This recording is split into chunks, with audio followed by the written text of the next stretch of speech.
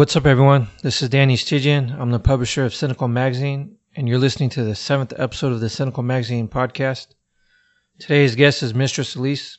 Mistress Eleise is a Paris-based dominatrix. She's appeared in fetish films for the English Mansion and Femme Fatale films. We talked a little bit about how she got started as a dominatrix, her video work, and her move to Paris. Anyway, check it out. First, can you tell our listeners about when you first realized you were dominant? So as far as when I first realized that I'm dominant, it was more just always awareness that I'm an independent person and I had a very clear idea of how I want to do things. I suppose as a firstborn child, it was sort of, I was in this atmosphere of being told that I was the one who was responsible for everyone else and I was the one in charge. Which I liked. And I was always very aggressive. I was a tomboy, always playing with the boys. And I always found the way that if someone was trying to assert himself over me was just to, someone hits you, you hit back twice as hard. Right. And, I was happy with that, comfortable with that. And it was just my personality rather than it being any sort of BDSM thing. I suppose being introduced to BDSM gave me a great outlet for what is, I suppose, just an asset, really. And how did this lead to becoming a professional dominant? Well, it was interesting. I had a friend when I was in high school.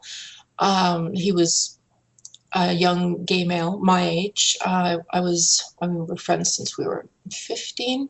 But when I was 17, he started introducing me to clients. Before that, he'd introduced me to the gay leather scene. And I learned about, leather families and very hierarchical domination. And I think I got a really good foundation there of learning about dominance and submission and all the rules and how you implement things. But then from there, he began to introduce me to clients. And one of the first, there were a couple of funny ones. I can't remember which came first, but one was I was supposed to go to someone's apartment. And when I got there, he was going to have all this food made, but I was supposed to pretend that I was his girlfriend. And I was angry at him for being late for dinner. And the idea was that I was supposed to humiliate him and just attack him with the food. I guess it's what's known as sploshing now, but there wasn't really a name for it then. This was a number of years ago. So, it was spaghetti bolognese down the pants and salad bowl on the head and all that sort of thing. And I thought it was hysterical that I was making tons of money for doing this. But, that was just fun, but it wasn't really anything that I found super diverting. What really got my attention was he was either my first or second client. As I said, I can't remember which came first of the two. But I showed up and he had a beautiful pair of red high-heeled shoes in a box. And they were exactly my size. And what he wanted me to do was just to stand on his hands while he lay on the floor, motionless. And I was just to stand on his hands and ignore him, occasionally have a cigarette, tell him to turn his hands over because I was trampling both the palms and the tops of his hands. And not just trampling, but actually standing for some time. And I was really fascinated by the fact that he could find something in it other than just pain. It was obviously a really, what's the word for it? Really like a transcendent experience for him. He really exceeded himself. He found himself in this different headspace, and I could see him change in front of me. I mean, he was really just in pretty solid subspace. But for me, it was the first time seeing that, and I found it really fascinating. And it's just the idea that people can use their minds to perceive things differently and find strength or enjoyment in things that other people cannot. And does anything stand out as far as your favorite things to do during a session? Well, variety is everything. I have a restless intellect. I get tremendously bored very easily. So things are always changing for me as far as what I like to do activity-wise. But what is always the basis underlying everything, the underlying philosophy, the all important for me is the power exchange, my dominance and the subject's submission. And getting inside someone's head, because part of submission is, I mean, the greatest vulnerability is to let your secrets be known and just to be completely emotionally, psychologically naked in front of someone.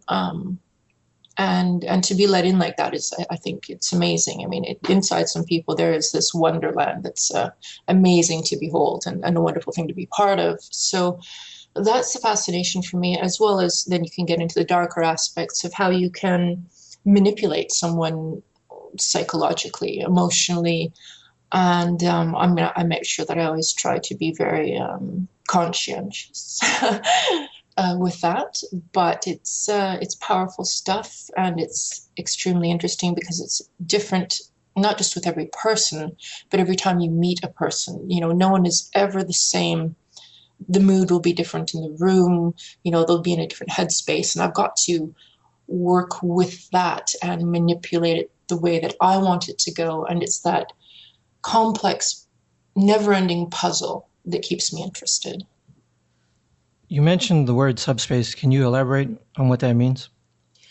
Well, looking at from the outside, someone would observe things like dilated pupils. The eyes are blown, they're huge. Some people become cold, clammy, they perspire. They're non-compass mentis. They're just not making sense by the time they're really out there, or they're just barely responsive. But they can get into a state where they feel no pain, where it's an outer body type experience. It's a release from ego as well, where they just forget themselves. They disappear. And it's incredibly freeing, for the person, the submissive in that experience, to be able to let go of yourself. A lot of the people I see are in very positions of a lot of responsibility, would be the easiest way to describe it. And so, but everyone's got concerns, and it's a really amazing thing to lose yourself. And also, when you're in subspace, you've let go to the point that you just completely put yourself into the hands of the other person. That last bit of fear and tension has gone. And so there's that freedom as well, that real trust that is there. And that's the difference between, a good submissive experience and what's not so good for many people. I mean, everybody is looking for something different, and every dominant is looking to create something different. And of course, I try to create a lot of different things depending on my mood. But generally speaking, subspace is that warm, fuzzy, way out there place that you get put there either through something physical that's extreme or psychological that's extreme, something that triggers you emotionally. It doesn't have to be a beating. It can be someone playing with your mind, or triggers that you have to the point where, the person, they come apart. But it's done in such an artful way that they get to this beautiful place. I wanted to change directions for a bit and talk about your film work. Mm-hmm. Can you talk about your work with the English Mansion? Yeah, well, they are fantastic to work with. Of course, it's the project of Sidonia von Bork.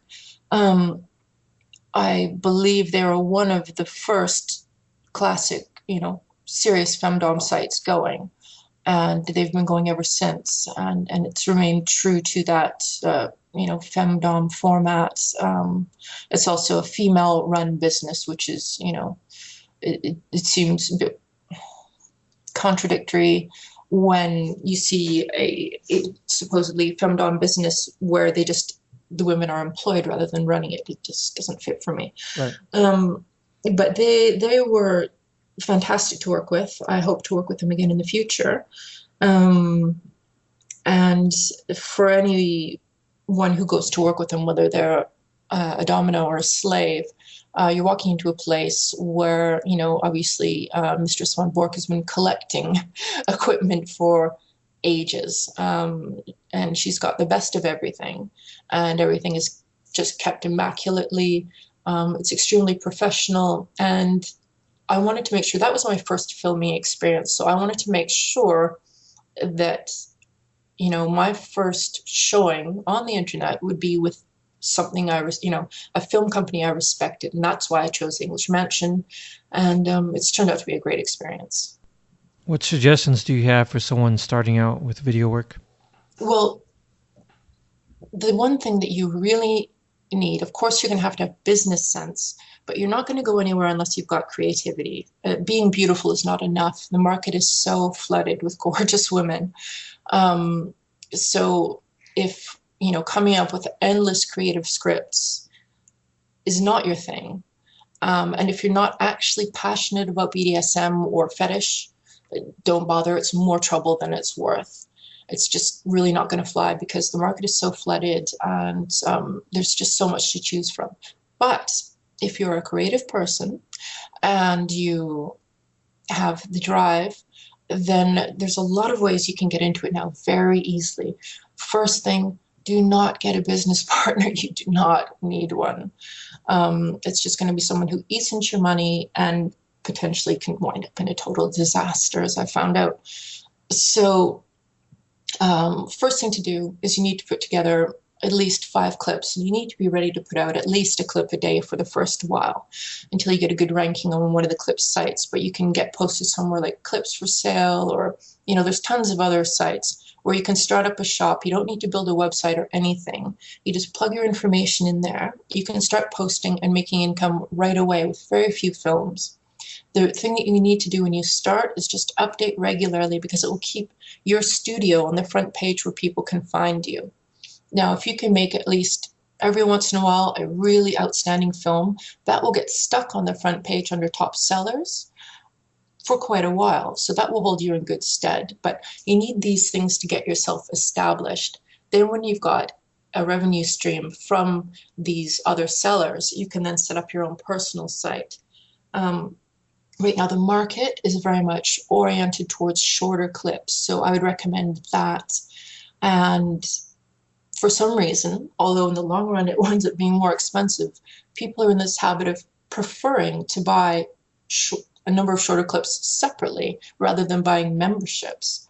It's strange because if someone has a membership to a site, they can have everything on there, for instance, for $25 a month. But for some reason, many people want to only specifically buy certain things, and they'll spend one day buying 8 clips at $5 each.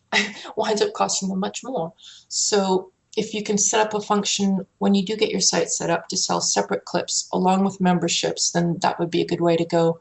And you need to look into getting someone to cover you as far as piracy goes. There's a few folks around who will keep track of that, because doing it yourself will drive you insane.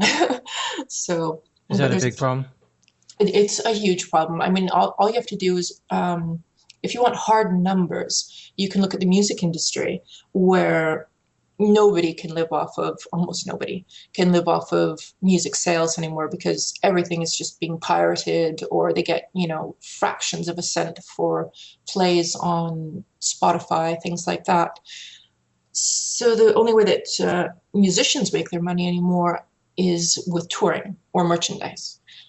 That's how much it's affected. The digital age has affected intellectual property. Things like music, film that people can download. There seems to be this idea that if you're not going to be caught stealing it, it's not really stealing. So it's just so widespread. It's a massive problem, and you will have to have someone take care of that, because the really nasty thing is it's not just someone downloading 1 or 2 things. We have people who will pirate an entire website, and they actually profit off of selling this pirated stuff. The original person actually loses money because the guy gets a stolen credit card and then gets a membership, downloads everything, the original creator of the content gets a chargeback. So they not only have to pay back the money from the credit card, but they get penalized a fee. And then this person goes on to sell the material and makes, a small amount on some pirate site from it. So it's a big messy thing, but it's just part of doing business. And I'm not going to cry about it or anything. It's just something that people need to be aware of and to work with it. How have sites like Clips for Sale affected membership sites like the English Mansion? Well, from my experience, actually, they're quite different. Someone I was working with before was very resistant to putting our material up on Clips for Sale because he thought it would reduce the income from our membership site, but that's not what happened, and that's not what I've heard from other people. They seem to be a very different customer, so it's good to have both. You'll just have different people coming to each, and it's two different sources of revenue. One does not hurt the other, so it's very good to have both when you can.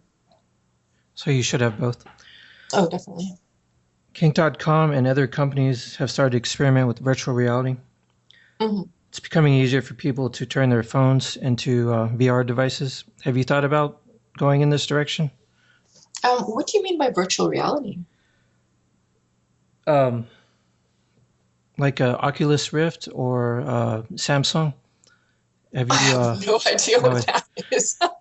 These are VR virtual reality devices that you strap to your head, and some companies are filming in 3D or it's a 180-degree angle, so you see the whole room. So it feels like you're there. So you can move within the space, sort of like a video game, or right. So if you look to the left, you could see the left of the room. Smartphones, you can adapt into a virtual reality device with like Google Cardboard. Okay. That's a cheap method, and it's like $20. But I'm starting to notice that people are filming more videos like this. It's starting to catch on. I'm wondering, is it one of those things that requires different technology? Because one of the reasons we started to make all these 3D films was a way of trying to avoid piracy. Right. So I don't know if they're doing it because of that or just because they figure it's a gimmick and will make it interesting. I don't actually know much about it. I'll look into it. What I'm focusing on right now, though, for myself is I'm doing more a film noir aesthetic, and I want to bring in some old Hollywood elements. The things that I've done previously have been very much documentary style, where it's, point and shoot, and it's very simple from the point of view of filming and editing. It's, cheap and easy, and anyone can do that, which it's a great way to start out. But I want to move on now and do something more complex where it builds tension, that sort of, building of energy, and fantastic lighting, atmospheric lighting, good sound, maybe background music, things like that, things to enhance the mood and make it more intense without making it artificial. So I plan to make some films like that. So it's more of a throwback to an older style rather than into the future, this new technology. I'll be doing some of that along with documentary shoots, just because they're nice, raw, realistic, straightforward, and I love that authenticity. But as far as the virtual reality, it sounds interesting, and I'll definitely look into it. It sounds like it could have potential to do something really creative with it. So are you planning on starting a new membership site? Yes, I've been stockpiling tons of content for quite a while now, about a year and a half, and it's just a matter of editing everything together. The thing is, I'm a bit of a perfectionist, so I've got to let go of that and I've got some documentary type films that I can release now. But as far as the more cinematic stuff, that I think I'm going to have to keep working on before I'm happy with it. So there will be some things coming out, but as far as really what I'm trying to achieve, what I consider more interesting material won't be out as soon, but I will have a new film site, and I've been filming with lots of incredible women. I live in Paris now, so the great thing about living in Paris is everybody wants to come to Paris. It's not difficult to find people to film with. And why did you choose to relocate to Paris? Well, I'm Canadian by birth. I haven't lived there in years, but I'm Canadian by birth, and I feel like I really should speak better French than I do. I do have a foundation, but I'm, not perfectly fluent at all. So moving to Paris just gives me a great opportunity to immerse myself completely, take some classes, and it's a beautiful city to live in. I love housemanagement and architecture. I'm, nuts for culture. They've got fantastic ballet here and fantastic museums and endless things to do, as well as it's quite central. It's very easy to get to so many parts of the world from here. It's just a great base. What is the scene like there? The fetish BDSM scene? It's surprisingly small for such a big city, or at least it's if it's not as small as it appears, and it's very much underground still, more than I would have expected. I suppose I had this idea that Paris was somehow liberal.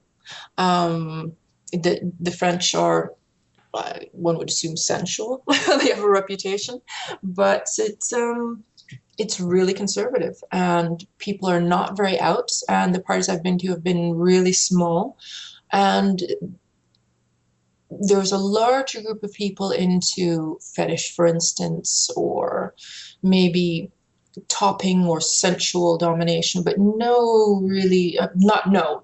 Sorry, there's definitely, strict BDSM, high protocol, all that, but it's very limited compared to the size of the population. So I suppose the great thing is that it leaves a lot of room for me here to do an awful lot. There's a huge pool of fantastic slaves and submissives for me to work with, and it's also wonderful for all my friends to come visit, because when they come here, they're just, there's so much to do as far as people to interact with. I look forward to creating my studio and dungeon here, and trying to make it more of an open thing, without getting myself in too much trouble, hopefully. My last question is, how should someone approach you for the first time about Yes. doing a session? Yes, good question. Well, I'm not actually taking sessions right now. I'm taking a short but well-deserved break. But yes, to approach me for any reason, on my website, I make sure it's really heavy on the words. So that's filter number one. Anyone who's sort of a bit stupid, a bit lazy, or just looking for a cheap thrill is not going to bother, dredging through all that text to find my email, first of all, which is very buried in my website, not easy to find. That's filter number two.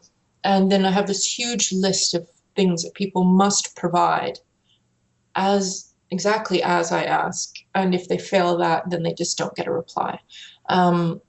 So they've got to, answer all these questions, like their previous experience, if they can provide a reference, their limits, their abilities, interests, any medical concerns, blah, blah, blah. It goes on and on, where they're based, where they want to meet, because I also, I travel a lot, and people fly me out to see them on a fairly regular basis. So people have the option to do that, either to see me in Paris or where they are. But they always need to be clear in the first email, because I just can't be bothered to email back and forth endlessly. I have to deal with about 200 inquiries a day. And I've chosen not to use a secretary. It just never works out.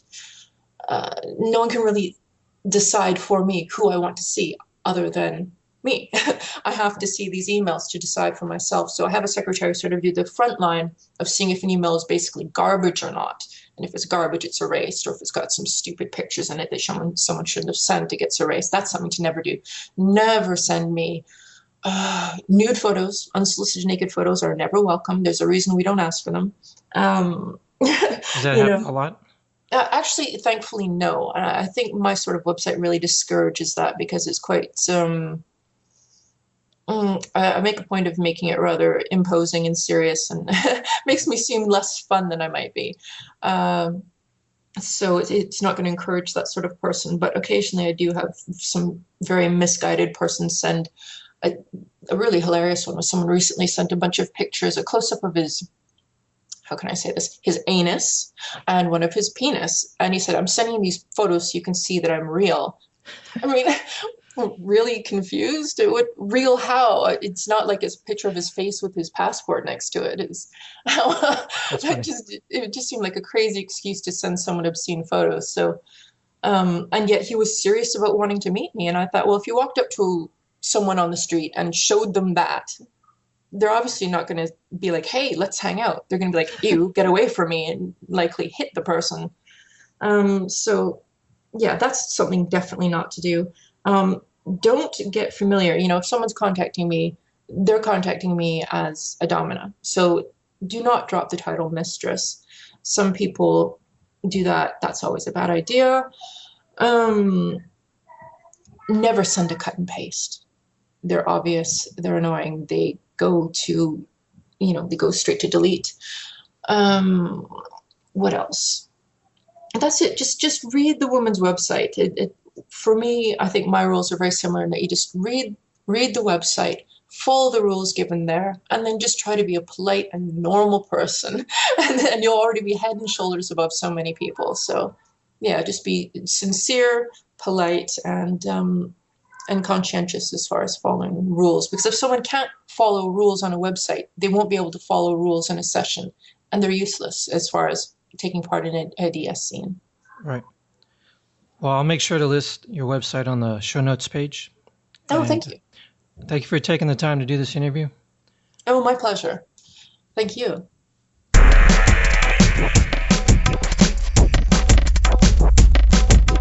Thank you for listening to the Sinical Magazine podcast.